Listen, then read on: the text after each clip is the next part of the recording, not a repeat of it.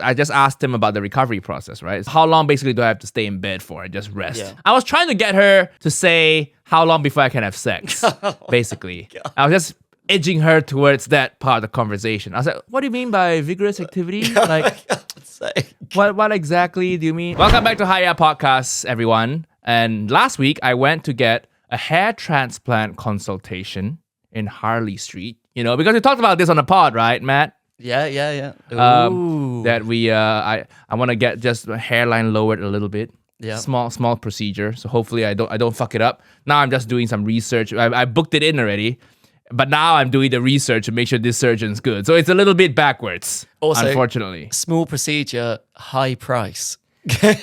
Yeah, I guess. It's like $5,000. Yeah. You know? I mean, I don't know how much you're having done or how it works. And I'm looking forward to learning. Yeah, we'll see. So let me be the trial. Because producer Matt wants to do it too. No, I know. So if I do it and then it's all fucked, then you can go get a different surgeon. We're both going to have like the best hair in London. Yeah. You should. We should. I'll say we should get hair transplants together.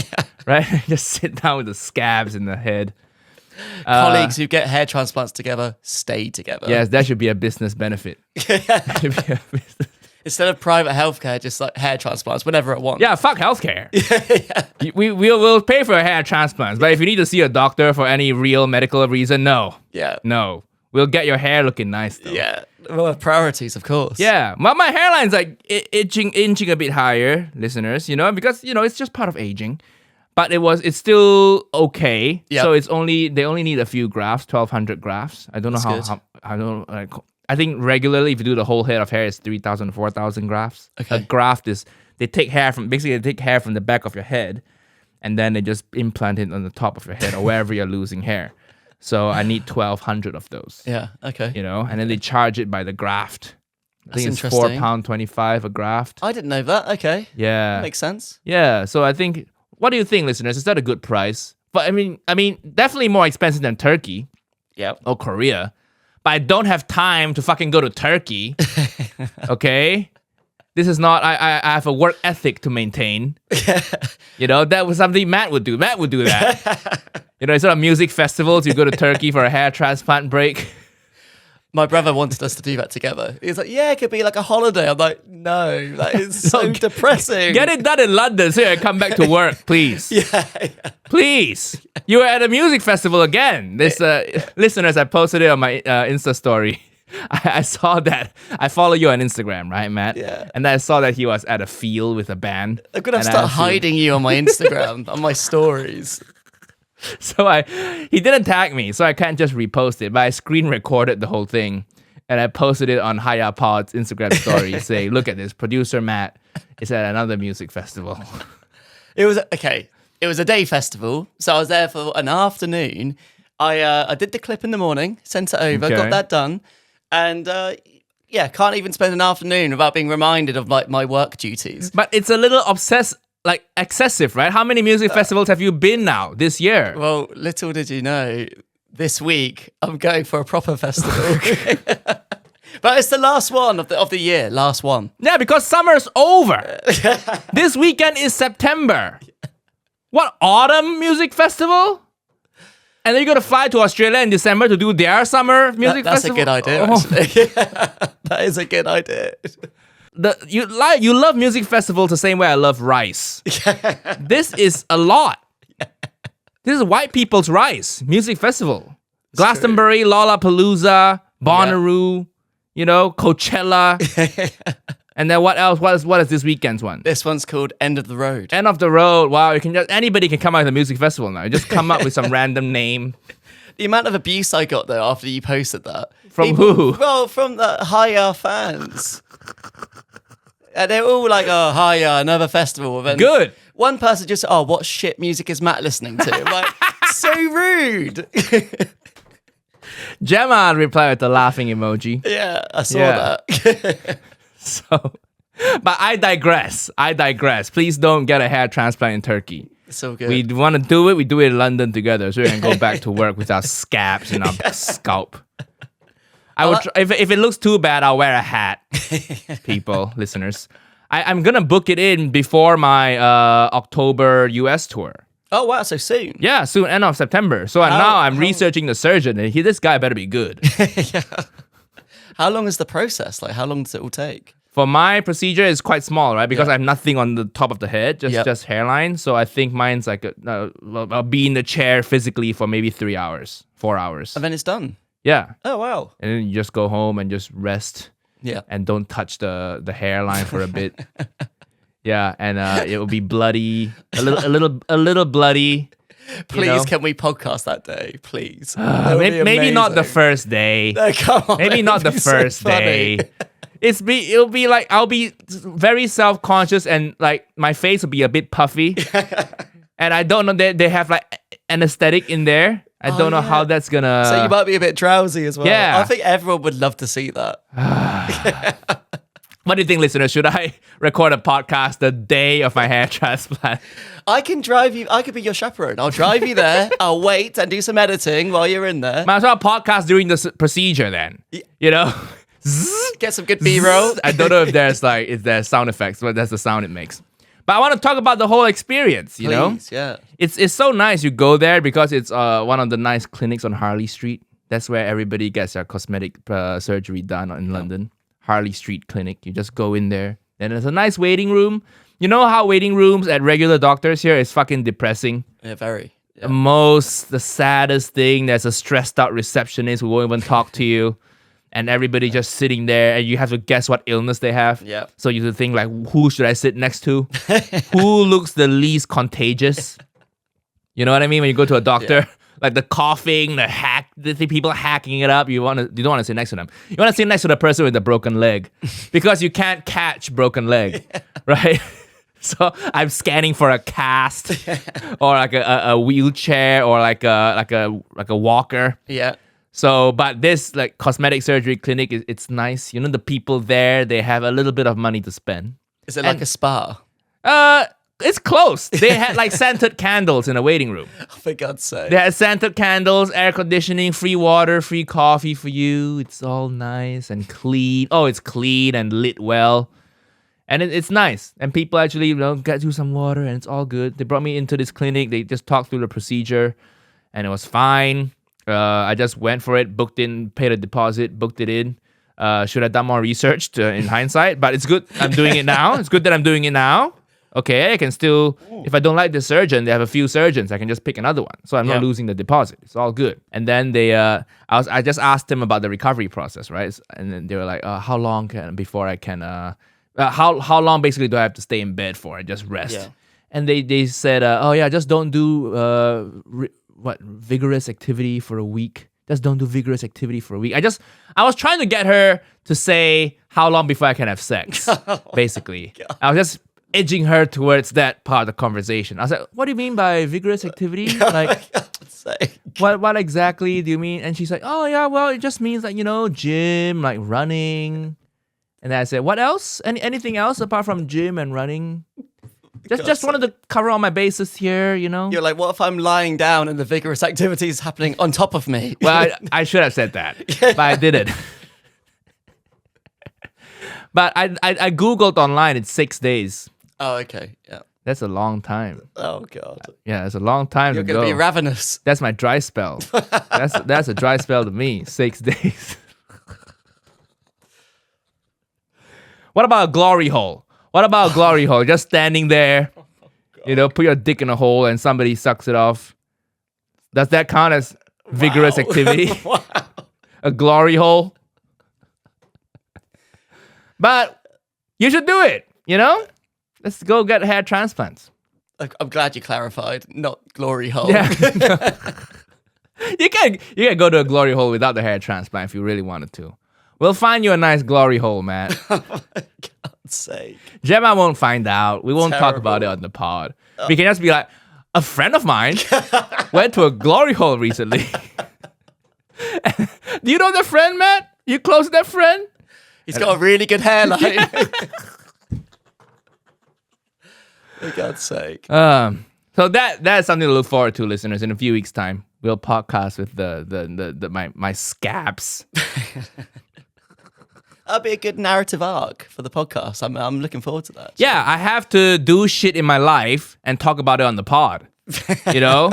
I don't have the luxury of, just going to music festivals. Music festivals are the least interesting thing to talk about in a conversation. Yeah, I agree. What do you say? I don't bring it up. Yeah, you good. bring it up. Yeah. Why do things that aren't worth talking about? Let's go do something fun. It's for me. It's like my me time. I feel very zen listening to music. It's good. You can listen to music on Spotify. When you go to have a field with other white people. That is the new white people gathering. True. Because you can't say we want to gather a group of whites. We can have a BIPOC, Black, Indigenous, person of color meetups at companies, right? They always have these minority or Asian meetup group, and that's okay because it's part of the culture, I guess. But you can't have a white meetup group. You can't do it. Working at Disney, and then you raise your hand like, can I put together a Aryan Brotherhood meetup group? We just get together and bake cookies. Nothing sinister. Nothing sinister. The White and Aryan Brotherhood, the WAB. Oh, dang. The WAB cooking group. We just get together and talk, and you can't do that, right? So that's why you got music festivals. This is the only bastion of white, gatherings. Such a Tell me one other thing where it's mostly, just a white group together. It's not just a white group. Everyone's welcome. Yeah, but nobody goes. Everyone's welcome, but nobody goes. Not my fault. That is the genius. You give the illusion that, and it is like everyone's welcome. On the website, you say it, but you construct the conditions in such a way that no minority ever wants to go because it's 4 days, no aircon, no shopping, no Louis Vuitton. It's sweaty, it's dirty. There's no cocktail bars and fancy shit. So we just prevent all the other people from going. Yeah. Not by setting up barriers, but by making the conditions so white friendly. Nigel, why didn't you come with us this week? And you could do a secret set there as well. I can't go this weekend because guess what? I'm working. I'm on tour.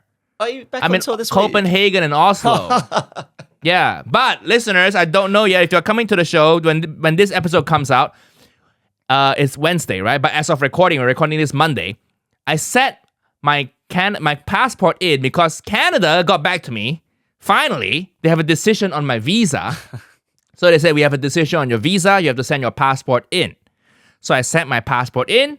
I still haven't received it as of Monday. I sent it in last Monday, a week ago. So I haven't received it. So my tour plan is to have me go to Copenhagen and Oslo this weekend. But I haven't gotten my passport back yet. And I don't know if I'll get it in time. I don't want fans booking a hotel, traveling down, and then wasting their time. So I think by Wednesday, if I still haven't heard back from the Canadian embassy, then I have to make a call to say reschedule the dates. Canada is really fucking up my tour, man. They're holding you hostage. Yeah. What is going on? That's the reason I had to reschedule Taipei.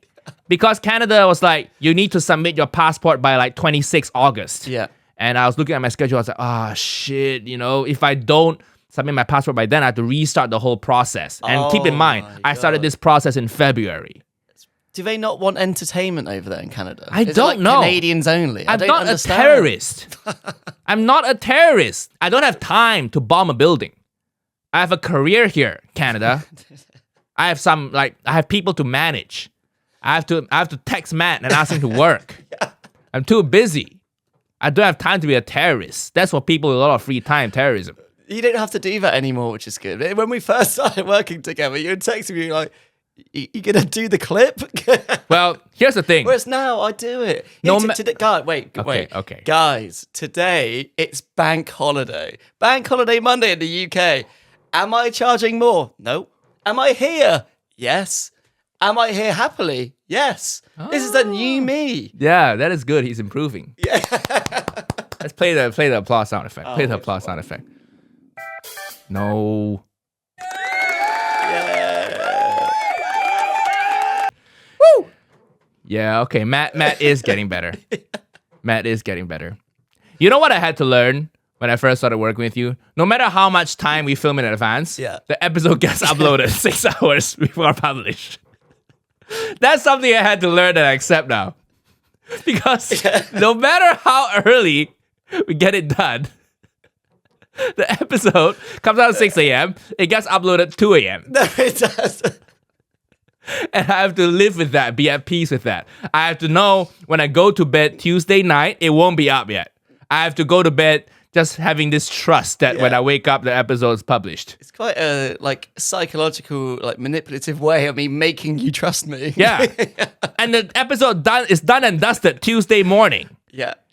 And I'm like, okay, all good, upload. And then I just scroll and refresh all day. It is still not up there. That's something I've had to change in my heart as a boss. And are you a better person for it? Am I a better person for it? Or am I just resigned to my fate? I think it's the 7 stages of grief, I'm at the acceptance station. I'm like, yeah, the episode will be up there. Will be uploaded. 1:30 a.m. Fine. Well, your work is appreciated. Thank you. Not by someone wrote in to the Haiyaa Pod, basically telling you to fire me as the guy who makes the thumbnails and hire him. And I was like, dude, I'm the one that looks at these messages on the Haiyaa Pod Instagram. And we can't afford it yet, listeners. We keep getting demonetized.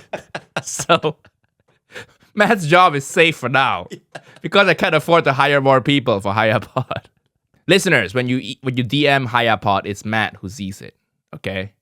I mean, whatever it is you're messaging, it will be me. So there was a nice DM recently, and I said to Nigel, this is a nice girl. Got in touch saying, do you want to maybe go for a date if you're still dating people? If you're not, don't worry. And I was like, that's really nice. First time I actually made a recommendation. We were looking over the laptop, like, yeah, look, she's nice. Yeah, and then we actually did go out. We actually got a drink. Amazing. Yeah. How did it go? Oh, it was good. She came back to mine, business as usual. I got it handled, baby.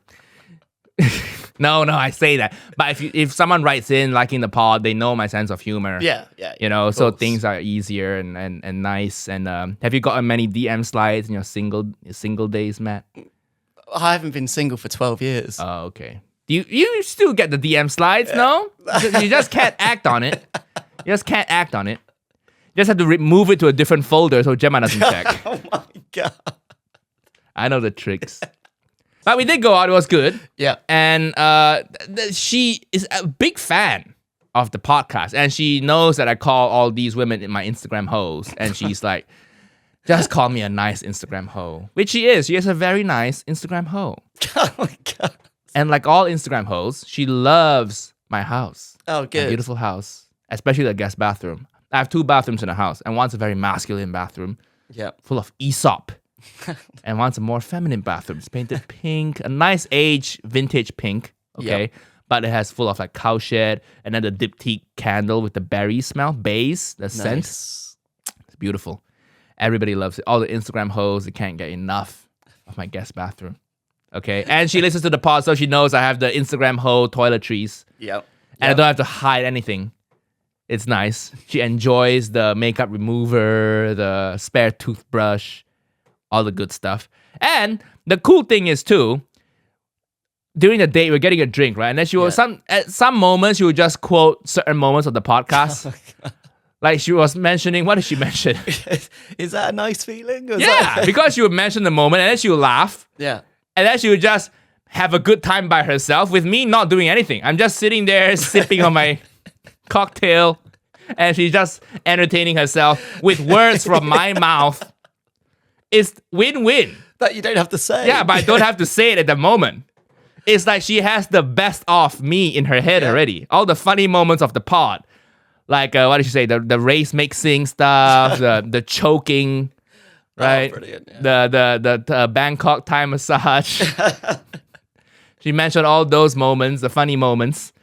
And then it was all good. It was really fun. It's so nice to be able to see someone laugh at your work. Yeah, that is nice. Yeah. It's a nice low effort date. Like I'm still like dressed well and all the stuff and brought her to a nice place. But it's a nice low effort date because the funny is already there in her head. I'm already funny in her head.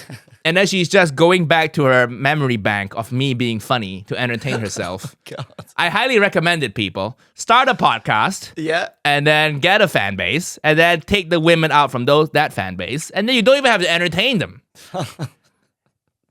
And then she already knows a lot about you. You don't have to go through the how many siblings do you have? Yeah. You know, she knows a lot about me. I guess you get to cut through all the small talk. Yeah. Yeah. You can She knows I like choking. That's one of the things she brought up. And then she was like, no choking, please. Well, no, she's like, choking, yes, but don't spit in my face, please. And then you like that too. So. My God. We did cover that one of the episodes, didn't we? Yeah, we did. Yeah. So she's like, she's good. I think I should hire her, you know? She's good. Oh, my God. Maybe she can be a producer for the pod. You're a competition now, man. Yep, true. You're a competition. No, she's a fan of the pod and she likes it. She actually likes the pod more than my Uncle Roger stuff. Oh, really? Yeah, and I can see why. For some people, if you're fucked up in the head, I think you'll like the pod more. Uncle Roger's more accessible. It's food, you know. Yeah. It's simple humor. I like it. I love doing it because if I talk about food as myself, it's a lot less entertaining. Sure. But the pod just goes more like crazier, wild takes, tangents. Yeah. Yeah. Like the white, like how I say music festivals are like an all white clan rally meeting. You know, it's just that's why you should stop calling them clan meetings. Just call them a music festival. That's the bat signal. That's code word for clan meeting, music festival. All God's points sake. east. But anyways, it was a good date. It was good. It was fun. Oh, good. I need to get like a finder's fee or something from this. That's like a matchmaking service. I will get you a hooker in Amsterdam. No, we're filming in Amsterdam. You're coming to see me. I'll get you a nice hooker. You choose. I'll just pay for it. I'll just wait outside. Why are the two places I've been to so far like really high like sex tourism there? I don't know. You chose to come to Thailand. No. I had all these Asian countries booked in and Australia. But Matt was like, I'll come to Thailand to film with you. That's on you. I was in Malaysia. I was in Singapore. I was in Thailand, Indonesia. I was in Melbourne, Brisbane, Perth. And now in Bangkok and Amsterdam. Yep. That's on you. Europe as well. I'm in Helsinki. I'm in Oslo. I'm in Amsterdam, of course, Paris. Yeah. But you chose Amsterdam. So, whose problem is it? You tell me. Who is the one? Who's the degenerate here? Okay, can you book us a restaurant, please? Yeah, sure. Yeah, book us a restaurant. I'll pay, of course, I'll pay. That's not what I'm saying. But yes, please. See how nice I am to Matt? Despite all his music festival shenanigans. We can go somewhere me and Gemma went to and it was really good. Okay, book it. Yeah, book it. We'll do that. We'll smoke and then we'll go see some whores. We'll go to a brothel afterwards. We'll not go to a brothel. We're going to a brothel. If you want the free dinner, you have to go to a brothel. That's the deal. If you want a free dinner, we're going to a brothel afterwards. That is such a bad explanation to Gemma being like, well, I couldn't afford the 60 euros. I had to go to a brothel. Tell Gemma, Nigel, force your hand. And she'll understand. She will. Show her this podcast episode. Clip it up. She's coming round soon. I just think she's going to have so many things to talk to you about. Like, stop corrupting my husband. Listen, I'm Gemma. I'm showing your husband the world. Okay, I'm opening his eyes. And if he's still faithful to you after all this, then you know you got a keeper. You know what I mean? I'm opening his eyes to Dutch whores. We'll find you a nice half Dutch, half Indo chick. I saw a comment about how people say Dutch Indo are the hottest because when the Dutch colonizers, they only brought the attractive people back with them. Oh, yeah. Okay. And I think that is such a good thing to do. You know, colonization, that was one of the positives of colonization. That's like what the Vikings did as well, wasn't it? Yeah, and then they left the ugly ones in Britain. I'm like, oh, now I'm stuck here. Shit. British people colonized the world too. They didn't do that. They're still ugly. Like, why didn't they do that? Ask your ancestors. Why didn't you bring some hot, like, in Malaysian chicks? Some hot, who else you get? Hong Kong chicks? I mean, a lot of them are doing it now, to be fair. Like the old dudes in their 70s going over to Thailand and things. Yeah, but that's old dudes. In the old days, it's the conquerors. It's like hot dudes too. Muscular army military people, who are physically fit. And then they bring the hot women back. And then the kids are physically like attractive too. But now it's all ugly dudes bringing in a hot chick, and then their children is like moderately attractive at best. So there's a huge decline in interracial marriages. We need to bring back colonization. This is what happens if we don't have colonization. People only go to colonize when they're 70, and their gene pool's weak. Their gene is weak. It's only the people who can't find a woman here who go there and find a woman. Is that the life you want?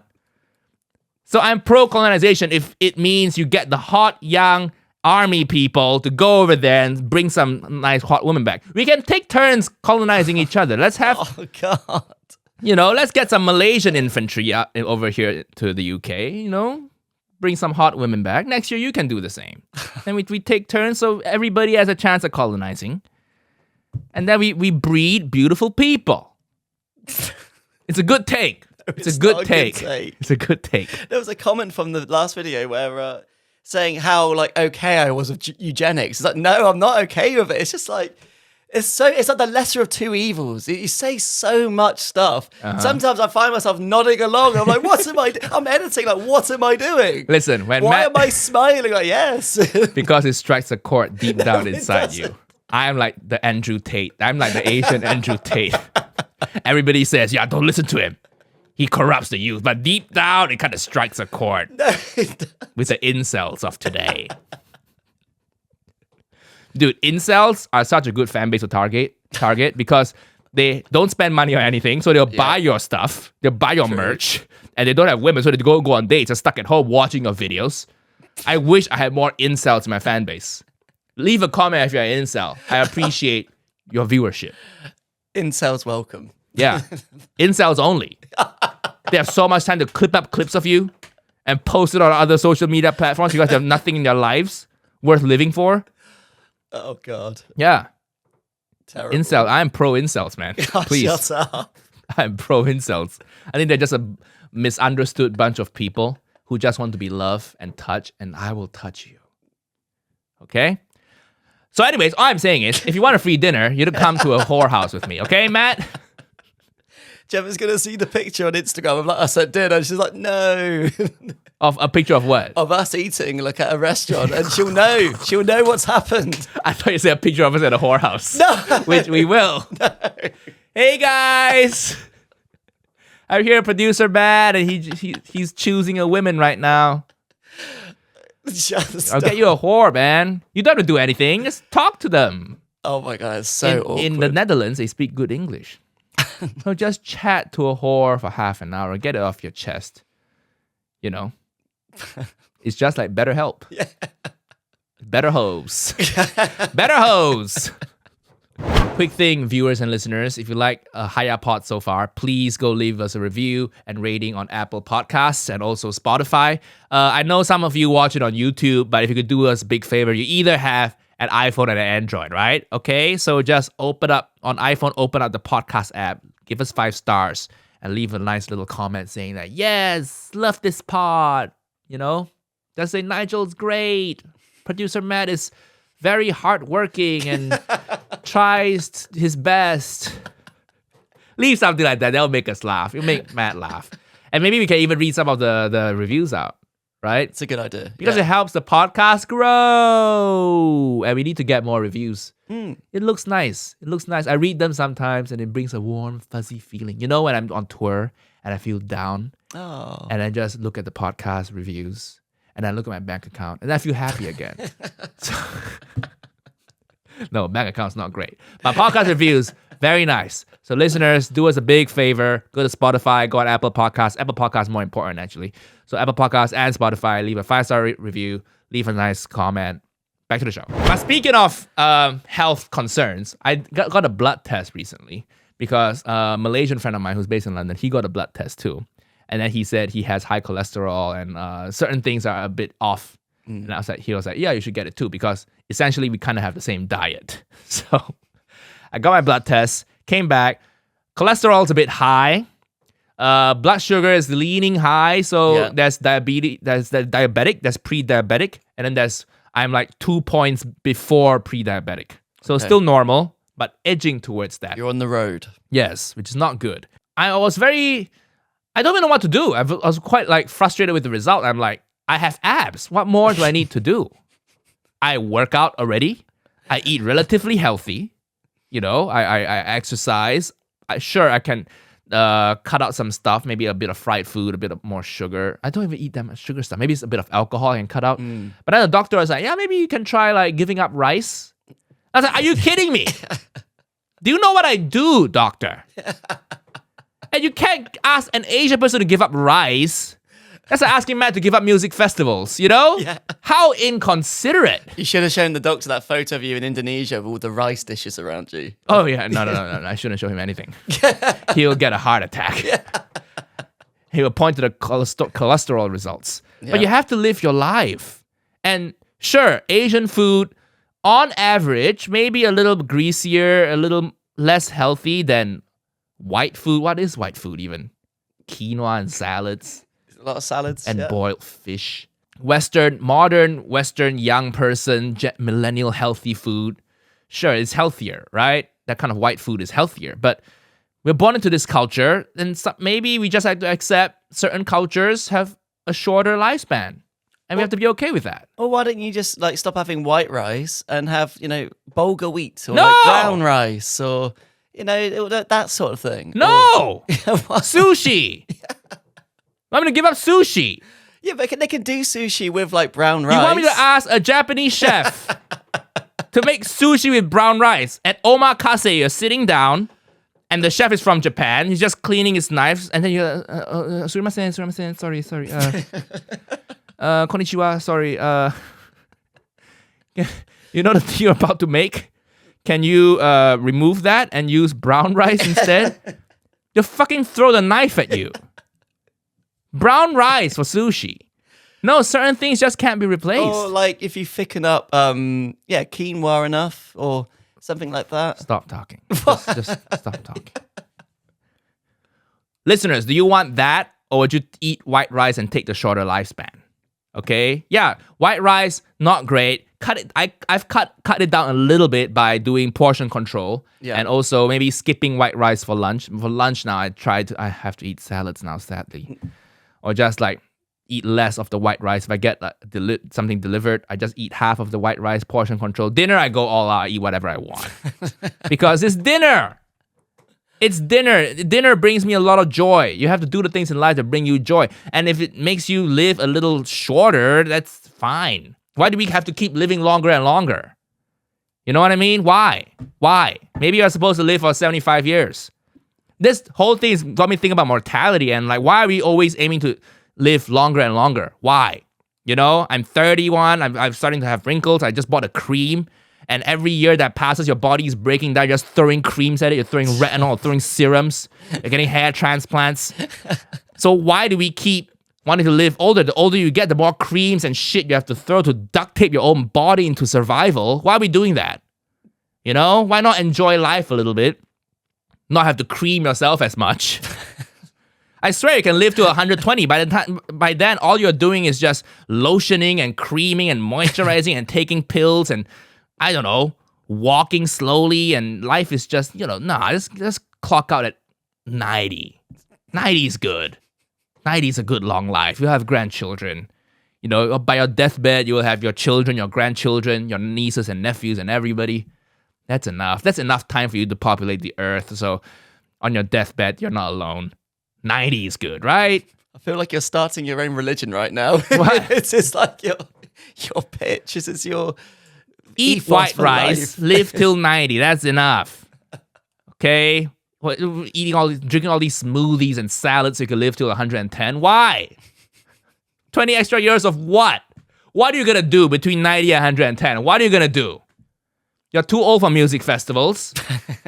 You're too old to travel. Well, hopefully by the time we're that age, they will have developed the diet so we can still eat the things we want to eat. That's the thing I find saddest is when, like, my grandparents and things could barely had have like half a beer and it's a shandy. Do you know what I mean? They can't even have the things they like. Why? Well, because of like, blood pressure and cholesterol and things like that, and they're trying to be better. See? That's not living anymore. Well, yeah, I agree. Your whole life is just compromising with your body. Just bargaining. Please, one shandy, please. No, half. Your body says half. Otherwise, your blood pressure shoots straight up through the roof. Yeah. Is that living? You're not living, you're bargaining.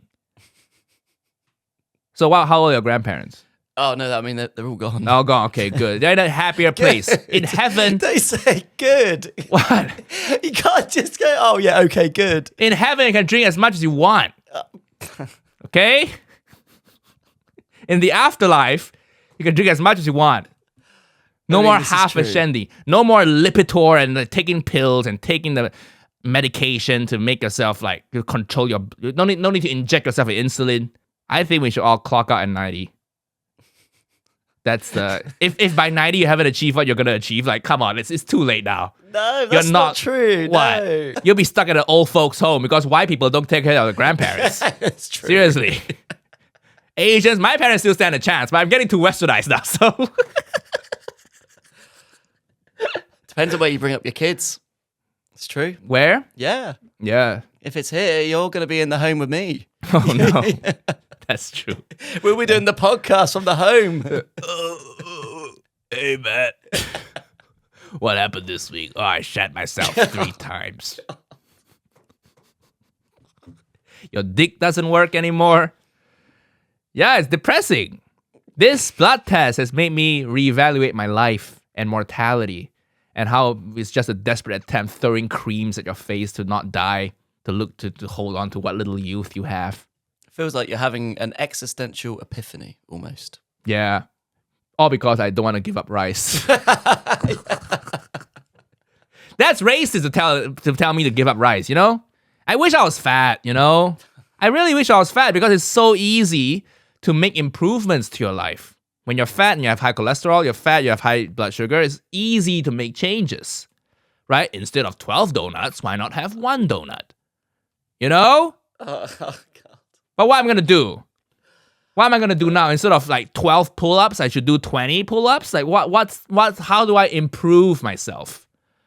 And then you start tracking your steps, and I've started checking my steps, how many steps I've taken a day now. And it just sucks out all the joy of walking. It really sucks it up. It sucks it out of your life. Usually walking, you're like, oh, I'll just walk somewhere. Yeah. Now you're walking, and then you're like, I wonder how many steps that is. Is there enough steps? Have I walked enough? And you check, and it's not enough, and then you get pissed at yourself for walking too little, and then you get pissed at the journey. Why isn't this thing fucking further? It just sucks the joy out of life. Tracking your steps. And there's the path I have to go down. It's terrible. Yeah, I'll get a heart attack one day. Hopefully it's during the podcast. No, that'd be horrible. We'll catch it live on air. No. That would be... And then please publish it. Please, if I'm in hospital unconscious, please still publish it. I'm giving you permission now. But you'll be micromanaging my response to it. It'd be horrible. I'll be under so much stress. I'll have a heart attack from you having one. We're having a podcast together with the ICU, for the hospital, Ward B. Just 2 guys in our hospital gowns. That's what's up, Matt. Set up the camera, please. Anyways, yesterday I went down to central London. I drove down. So I parked my car in the car park, right? I did my thing, went to get food, met some friends, shopping, whatever, came back. And then somebody left a note on my car, right? So the note says, I'm going to read it out to you guys.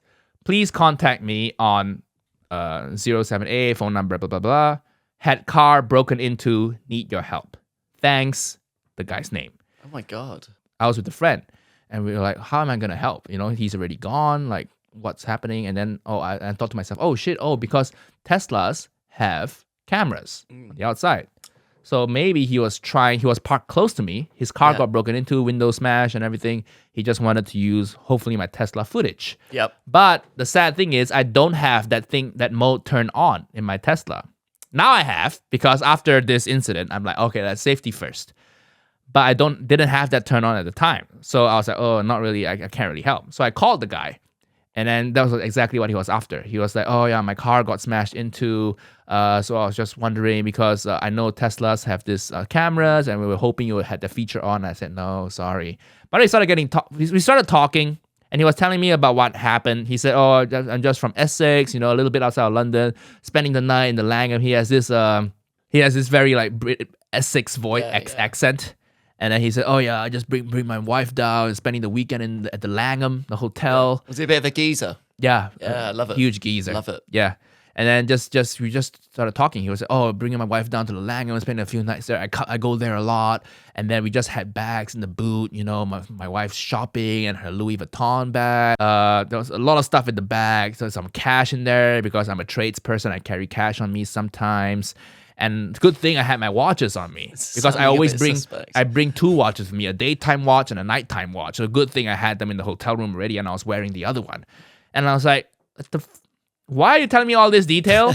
The Langham, the Louis Vuitton, the Gucci, all the brands and your name dropping. And you're like, oh, I spend weekends at the Langham quite often. Like, that's why you're getting robbed because you're showing off your shit. I'm a stranger just calling you. And you're telling me how much money and expensive things you have. I'm trying to imagine you in this situation. It's just really funny. Oh, just yeah. All right, mate. Yeah, this sucks, man. Sorry to hear. It's a terrible situation. Yeah. Did you assimilate a bit? Because when I speak to geezers, I go a bit geezer as well. Did you do that? No. Never. I just keep my own thing. I'm not insecure like you, man.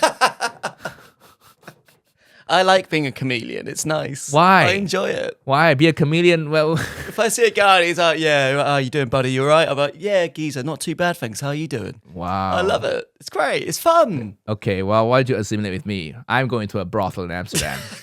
So, you coming? Oh, you coming, mate? We're going to a brothel, mate. You gonna come? I do in a way, because now when I have Asian food, I'm very harsh on it. If I'm being completely honest. Really? Yeah.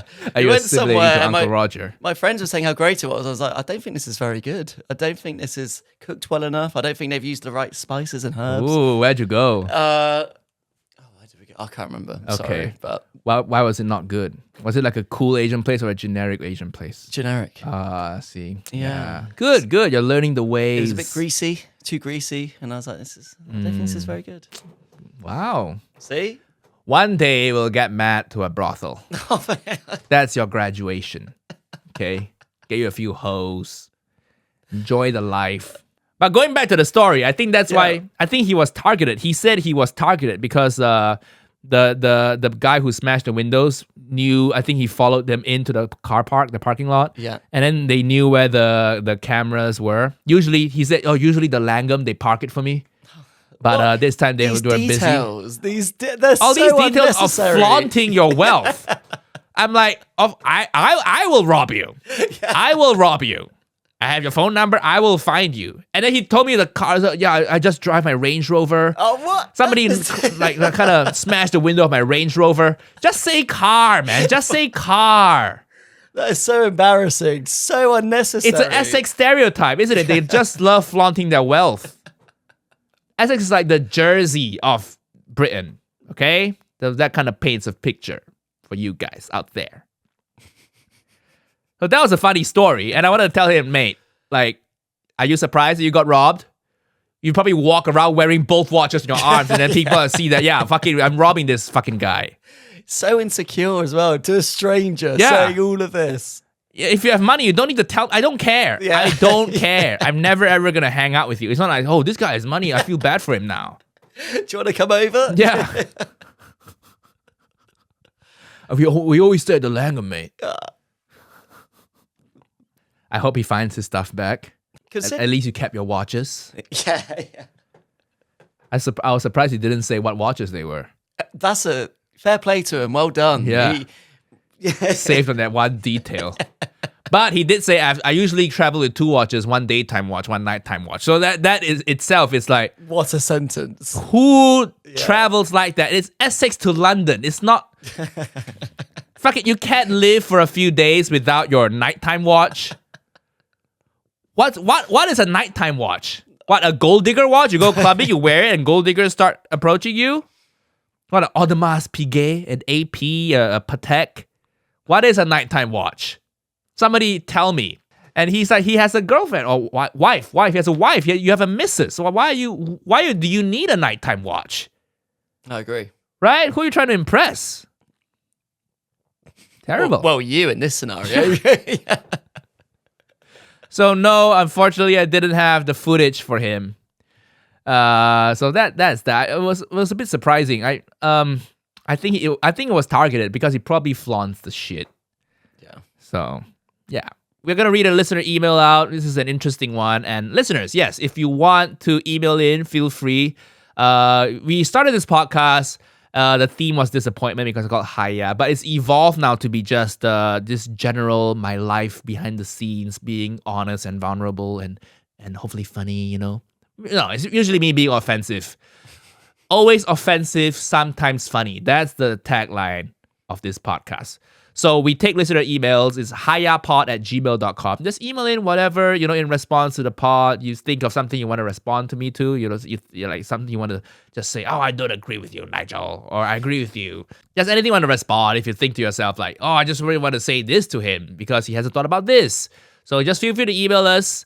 Like this one, a listener just wrote in. It's very, very, very nice. So we had a lovely email come in from Yen. And the title of the email, which made me laugh instantly, was Mixed Race Babies. I was like, great. This is my job now for the next 10 minutes. And the email goes like this. Hi, Matt. My name is Yen, and I'm a Singaporean living in Ithaca, New York? Ithaca, yeah. Upstate. Yeah. First of all, I love the podcast. Thank you, Yen. You mentioned in the last episode that people should send in some interracial baby photos to prove they are not all weird, and that not only Dutch Indo are cute. Here's my 2-year-old, half Chinese and half Jewish American, hoping to change Nigel's mind. Chinese and Jewish are a good pair, man. Because Chinese are the Jews of Asia. It's true. I don't know what that means. Okay, explain. They have money and people hate them. Seriously, I'm telling you. Not we. I guess I'm Chinese Malaysia, but I kind of more, people don't view me as Chinese. They view me more as Malaysian. But Chinese are the Jews of Asia. I learned that from a friend in Indonesia, and I thought about it a little bit. I'm like, yeah, I agree. I'm going to steal that for the pod. They have money and power, and people hate them. Anyway, there's a final comment that says, however, Nigel does make a good point about mixed race babies not knowing where they belong.